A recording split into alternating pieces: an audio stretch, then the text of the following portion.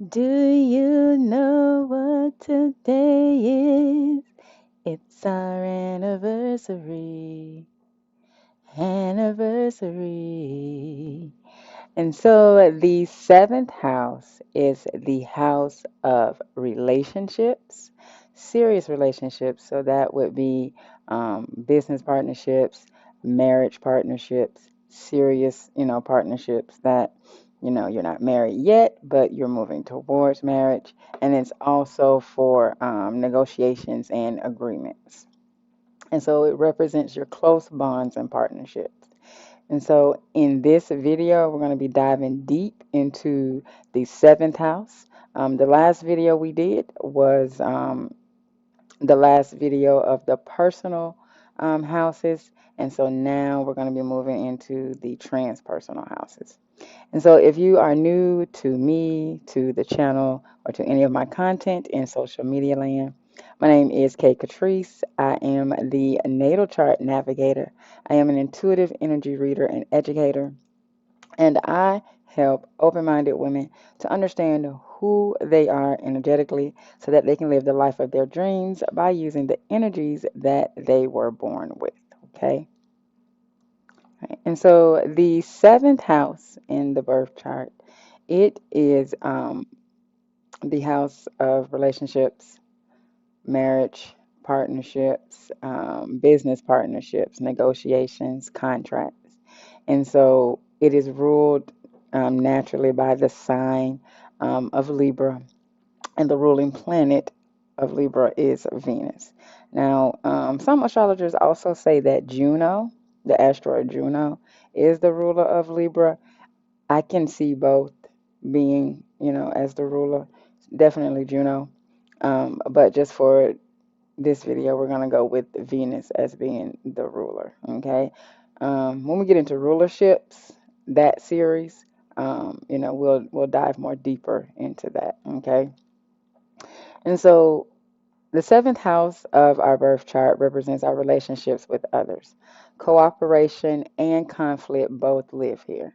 And so this house rules one-on-one partnerships of all kind, including romantic relationships, business alliances, friendships, and also adversaries. It also describes how we approach agreements with others, including legal contracts, negotiations, and lawsuits. Now, the sign that occupies the seventh house of your birth chart is called the descendant. Okay.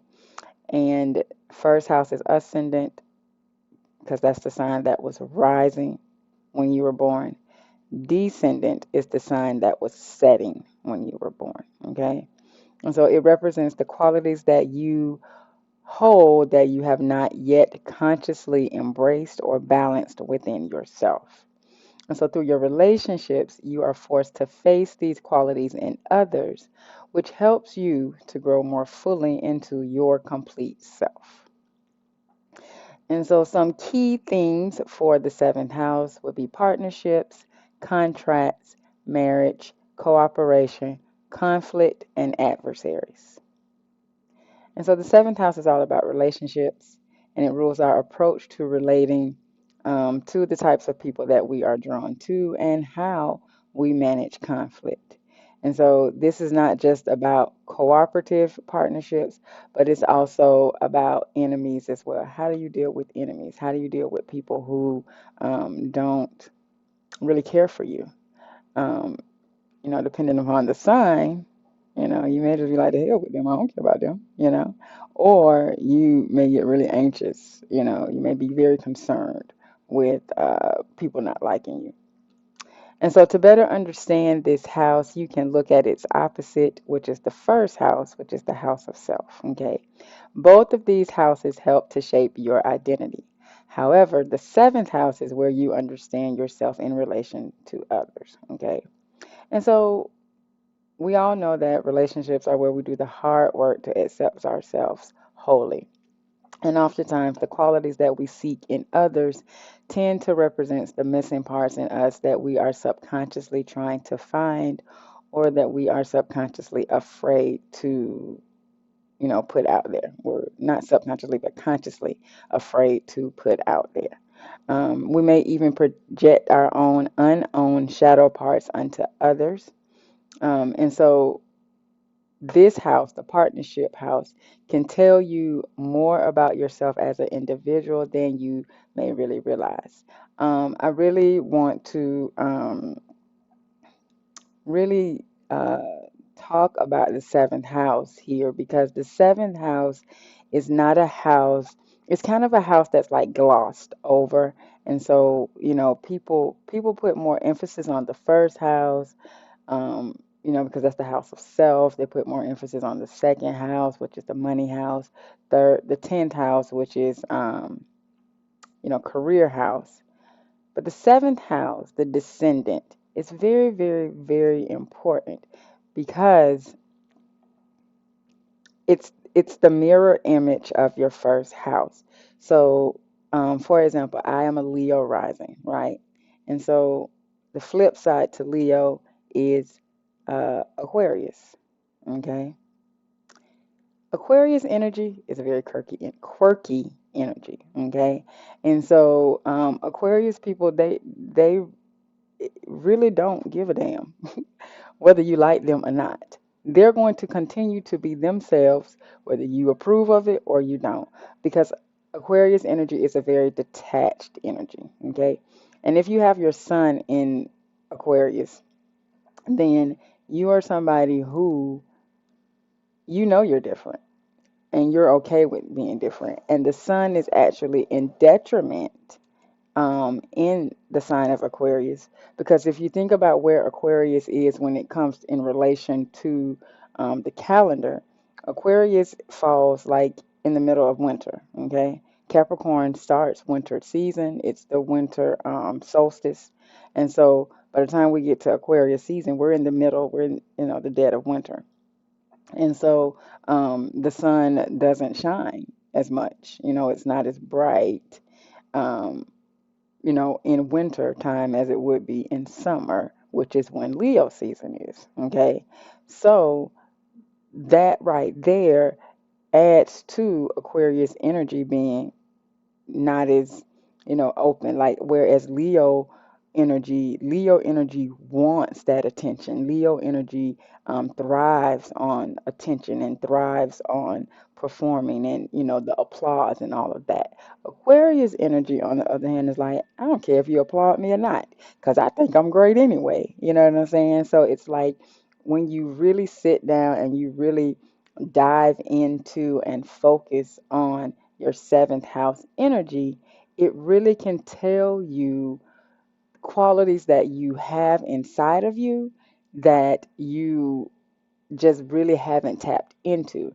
And tapping into those qualities can actually enhance your sense of self. Um, a lot more than people actually realize. So the seventh house, that descendant, it is a major angle. Okay, we have the four angles. You have the ascendant, the IC, which is home, the descendant, which is your partnerships, and then the midheaven, which is your public persona.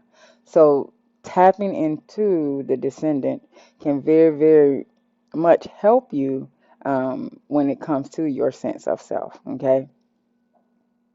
And so when you begin to take the individual purpose cultivated in the first six houses out into the world, you also decide this is the energy where you start deciding, okay, who are the people that I actually want to work with? Who are the people that actually resonate with me, with who I am? Okay. So agreements, negotiations, legal contracts, and lawsuits are all ruled by the seventh house, including marriage and divorce. Okay, because marriage is a contract and divorce is the ending of that contract. You enter into the contract when you get married, and then you exit the contract when you get divorced. Okay. And so the sign that's on this house adds a unique flavor to how you cooperate with others. Okay. So, say for example, you have Gemini on this house. You may be very social, Well, ain't no maybe you gonna be social. Gemini energy is a social energy. I'm just a talking this darn people. Um, I love Gemini energy though, but woo, they know they can talk. So you're more than likely very social and you value having many different kinds of relationships. Now, long-term commitment to one person or project could be a struggle for you. However, it's not impossible. Okay. There just may be, you may just not have found the right person or right project that you actually want to commit to. But when you do, the one thing I found about Gemini energy is that, and it's not just in Gemini energy, it's all energies. But because we're speaking of Gemini energy, I said Gemini. But one thing that I found particularly about Gemini energy is that once that energy has found something that really lights them up, or someone that really accepts them for who they are, because that's something really key. It's really big with um, Gemini energy. They want to be accepted for who they are because Geminis know they weird as hell. Um, and so once they find somebody or find something where they can be them full, complete selves with no judgment, they are very loyal and they will commit. Okay. And so you really want to dive into your seventh house energy because it tells you so much about who you are as a person. Okay. And so now, if you have planets in this house, okay, you're going to see their influence in it greatly, okay, because if you have multiple planets or just one planet in this house, that means that this is an area of life that you are to put more focus and attention on in this incarnation, okay. So if you have your sun in the seventh house, relationships are a big part of who you are. And at times you may even become a little too dependent upon them. Okay. Remember, it doesn't matter what sign is on this house, it's always going to have a tinge, it's always going to have that flair of Libra as well. So when you are looking at your birth chart, if you are doing self analysis, one thing I want to encourage you to do is to not only study the house components, what this area of life is, not only study the sign that's on this house, but also study Libra, okay? Study Libra energy because it's going to give you a tinge so you'll know exactly. Because even though you, like I said, you might have, say, Aquarius on this house, it's still going to have that tinge of Libra feel to it because it's the natural house of Libra, okay? Now, don't sacrifice your needs to avoid conflict with those around you because Libra energy, this house doesn't like conflict, especially Libra energy. Libra energy, it likes balance. Okay, and so if your sun is here, partnerships may be very very important to you. However, you don't want to sacrifice your needs in order to make somebody else happy because 9 times out of 10 they're not gonna do it for you. Okay. And so if your moon is here, you are very empathetic, perhaps to the point to where you confuse your emotions with the emotions of others. And so harmony in your relationships helps you to feel secure and fulfilled. Now, if you have your Mercury here, communication is priority. It is key in your relationships. So much so that you are likely to be turned on by intellectual stimulation. Okay. And so you thrive when you can debate ideas and not to the point to where you're getting in an argument, but you're just having a healthy conversation, expressing, debating your ideas versus others. Now, if you have Venus here, okay, Venus is the natural ruler of this house. And so you have a charming and agreeable air to you that makes you very attractive to others. And so this works out very well since you prefer to be in relationships. Just don't forget about your relationship with yourself. Don't be so focused on your relationship with others that you are not cultivating and nurturing the relationship that you have with yourself. Now, if you have Mars here, you have a strong need for independence, and that can cause strife within your relationships. Learning to cooperate and listen to what others have to say will help you to find balance.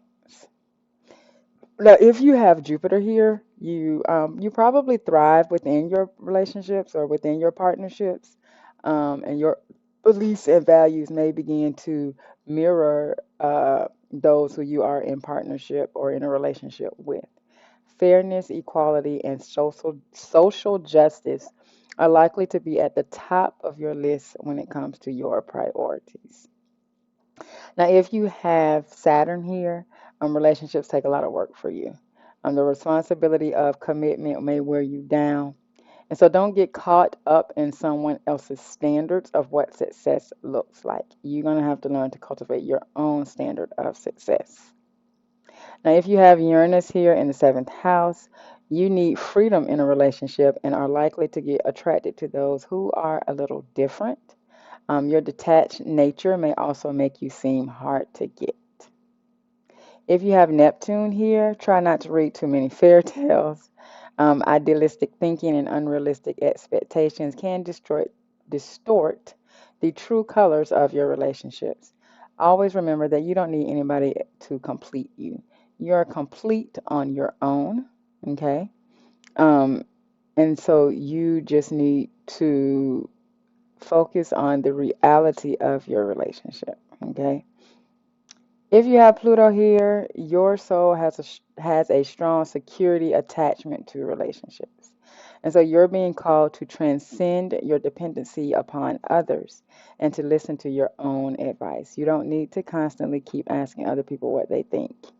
And that's I'm not saying that you don't, want to get guidance from time to time. However, you may be somebody who you can't make a decision without asking somebody else, well, what you think about this or how you think about this. With Pluto here, you're being called to listen to your own advice. Get still, get quiet, and listen to your own advice. Now, if you have Chiron here, Chiron is the wound that we incarnate with in this lifetime. And so for you, relationships modeled to you as a child may have involved a lack of closeness or a nasty, ugly divorce, potentially resulting in a fear of abandonment and resulting in a fear of abandonment. And so, own your need for connection. It's okay to feel connection. You may want to work on your fear of abandonment if that's a fear that you have. You want to work on that. That's where you want to start your womb. Um, Now, if you have the North Node here, the North Node is where our soul is asking us to go, um, to explore in this lifetime. And so, if you have your North Node here, even though you may pride yourself on being independent and self reliant, you must recognize the need for relationships, okay? Nobody is an island, and everybody needs somebody at some point. Not saying that you're dependent upon people, but at some point in your life, everybody needs somebody, okay? And so, for you, you need to find ways to remain your sovereignty in relationships. And then your South Node, you're always thinking about what others think, um, but being a people pleaser gets old, okay? And so it's time to put yourself first, whether they like it or not. If they don't like it, the hell with them. Because you have to think of it like this. At the end of the day, the people who pissed off because you putting yourself first, I bet you they put themselves first. I bet you they don't sacrifice themselves for you, but they pissed off because you won't sacrifice yourself for them. Mm, That's a blue flag. Everybody say red flag, green flag. I said blue. Hell, that's a flag, right? Like you should be able to, um, put yourself first and them not be upset. Okay. And so, talking about transits of the seventh house. And so, when a planet transits the seventh house of your birth chart, relationships are highlighted, as well as any contracts, agreements, or legal dealings that you have going on. And so, the specific nature of the matter depends on which planet is transiting and how it is impacted by the rest of your chart. It also depends on what's going on in your lifetime. Okay. And so, a good example of this, you guys know I always talk about me, what I got going on. So when Saturn right now currently is transiting Aquarius, Aquarius is my seventh house. Okay. And so Aquarius, when Saturn moved into Aquarius, um, I got a divorce. When it was in Capricorn, I started looking at my life and started looking at my daily routines, and I started figuring out this ain't what I want to do no more.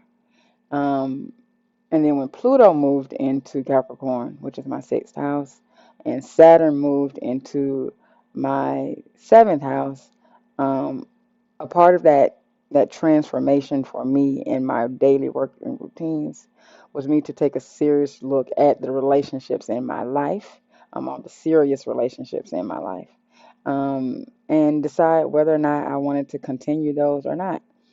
And I didn't. I didn't want to continue those anymore, and so I ended up getting a divorce. No bad blood or nothing. We still cool. We still friends.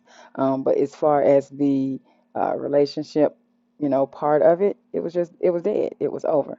And so, that's what happened within me. And so, within my life, when Saturn moved into my seventh house, okay.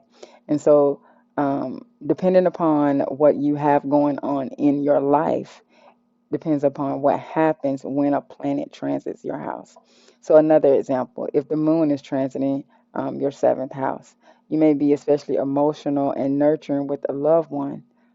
But on the flip side, you could also end up sacrificing your needs for somebody else's. Okay. Um, when Venus is transiting the seventh house, that can be a very promising time for you to solidify a commitment to someone special. Okay. And while Saturn is transiting here, it emphasizes the importance of responsibility and boundaries between partners. Okay. And I just told you guys a story about what happened since Saturn has been in my seventh house. And so watching the planets that transit your seventh house and learning more about them can help you to prepare for the inevitable ups and downs in your significant relationships. Okay. And what I want you guys to understand is that transits are not bad. Okay. Transits are not bad. The aspects are not bad. None of this is bad. Okay. When you all of this is so that you can fulfill your soul's journey, the reason that you incarnated into this life, okay? And so I really want to take that mindset away, help people to transcend the mindset of things being bad. Because really nothing is bad or good, okay? Things may be more favorable. You might like things and they're a little more favorable, or they can be not so favorable. But they're really not good or bad because they all help you to live life on purpose. And so it's just taking a mindset shift in order to know that the things that are happening are not for bad in your life, they're actually for your highest good. Okay. And so the seventh house's emphasis on relationships leads us into the eighth house, okay, where we encounter lessons about intimacy and transformation, okay. And so the next video in this series, we're going to be going into the eighth house. Eighth house is the natural house of Scorpio. This house goes deep. And so if you've watched up until now, get ready. Eighth house is going to be a doozy. And so if you found value in this, you can go ahead and like it if you liked it. And if you didn't, then don't. And then also subscribe so that you and click the bell so that you get notifications when I upload the next video, as well as when I go live on the channel. If you would like to work with me, all of the information that you would need to work with me is in the description box below. If you would like to do a reading, get a reading done, or if you've had a reading done by another reader, but you have questions and you didn't have the opportunity to ask them the questions that you needed, you can book a chart consult with me, and I will analyze your chart so that I will be able to answer those questions that you may have. And so Uh, I look forward to seeing you guys in the next video. And remember, possibilities are endless. If you can see it in your mind, then you can hold it in your hand, and that should make you smile because you really do create your own reality. Have an amazing one.